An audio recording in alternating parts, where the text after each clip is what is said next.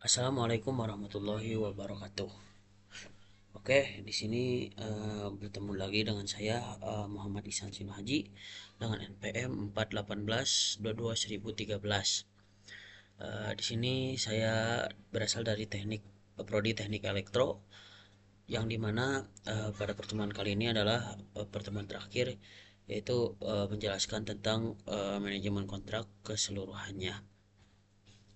Baik, untuk dengan itu langsung saja kita maju ke materi selanjutnya.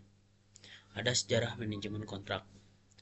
Manajemen kontrak konstruksi telah ada sejak zaman kuno, diawali dengan perjanjian lisan di peradaban Mesir, Yunani, dan Romawi. Eh, Perkembangan penting terjadi di abad pertengahan dengan munculnya kontrak tertulis sederhana.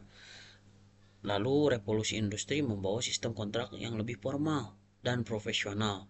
Di era modern ini, digitalisasi dan standar internasional seperti bidik serta teknologi BIM mengubah cara kontrak dikelola secara lebih efisien dan transparan. Jadi pada awalnya kontrak hanya sekedar lewat lisan, yaitu dari mulut ke mulut. Tetapi hasilnya pasti banyak yang lupa dan tidak ada bukti yang jelas. Selanjutnya, dengan adanya perkembangan zaman, kontrak mulai tertulis dengan sederhana dan seadanya.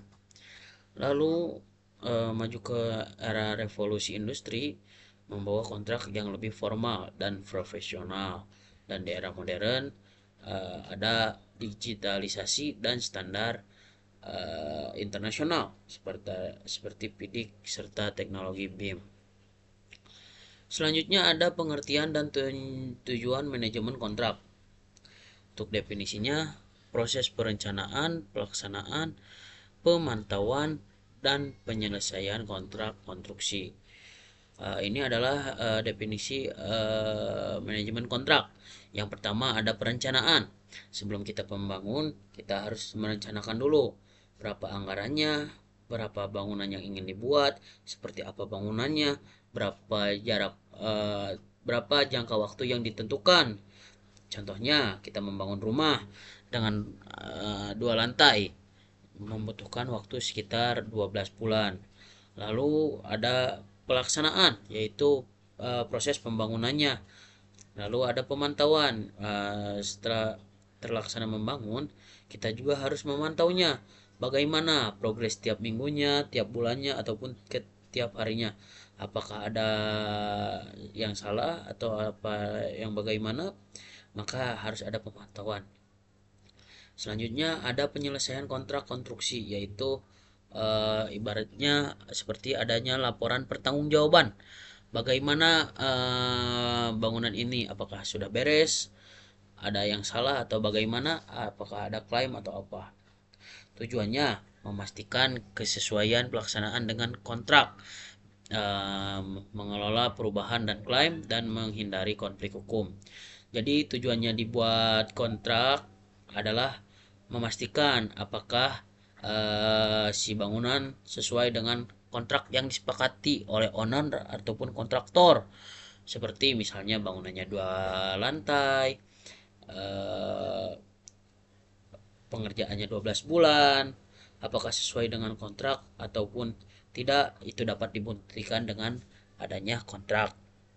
Mengelola perubahan, nantinya ketika ada masalah ataupun apapun, bisa kita mengelola perubahannya dan mengklaim apa yang harus diklaim karena ada kontraknya jelas dan bisa dibuktikan, serta menghindari konflik hukum. Dengan adanya kontrak ini kita punya landasan hukum yang kuat dan ada buktinya dan ditandatangani oleh kedua belah pihak. Selanjutnya aspek hukum kontrak konstruksi. Kontrak adalah perjanjian hukum yang mengikat.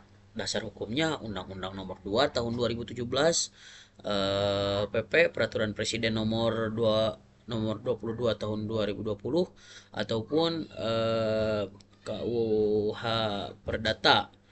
Adapun teori hukumnya, kontrak sosial Rawls, teori perikatan, dan teori risiko. Selanjutnya ada macam-macam jenis kontrak konstruksi, yaitu ada kontrak lamsam, harga satuan, design and build, ada turnkey, ada FEC, ada BOT.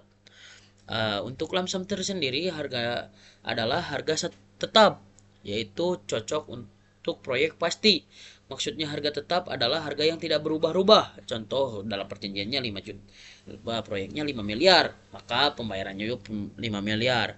Jika ada kenaik itu sudah disesuaikan dengan misal ada kenaikan 5.000 atau seberapa yang tidak banyak, maka harganya akan tetap. Tapi jika harganya anjlok, maka itu bisa kita mengklaim.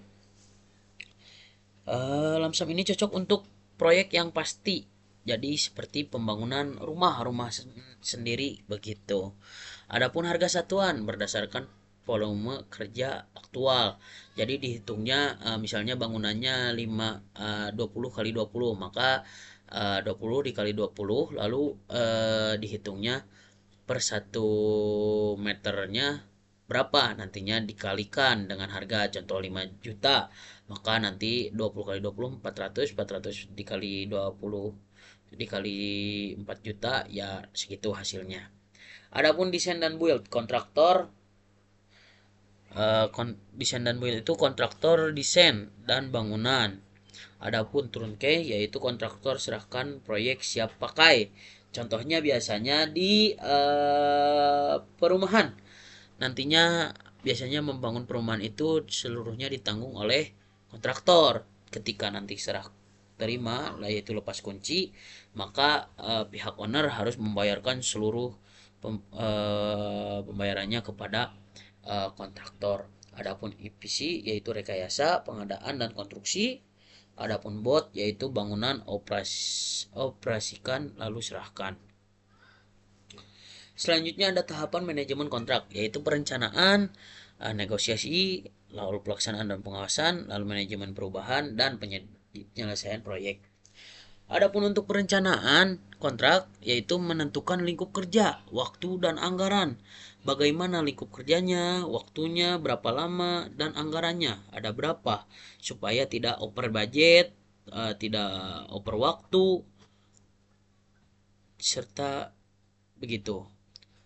Lalu ada negosiasi kontrak, yaitu menyepakati hak dan kewajiban pihak, yaitu kesepakatan antara dua belah pihak, antara kontraktor dan owner. Selanjutnya ada pelaksanaan dan pengawasan, yaitu monitoring proyek, yaitu saat pembangunan, bagaimana proyek berjalan sesuai dengan kontrak atau tidak, maka kita harus memantaunya dan mengawasinya. Lalu ada manajemen perubahan, yaitu variasi desain volume. Nantinya pasti ada sedikit perubahan sedikit atau hal-hal yang tidak diinginkan, maka bisa berubah, tapi tidak banyak, sedikit. Ada yang terakhir ada penyelesaian proyek, yaitu serah terima dan penyelesaian administrasi. Bangunan beres, maka si owner pun harus ada pelunasannya. Selanjutnya ada risiko konstruksi dan cara mengatasinya.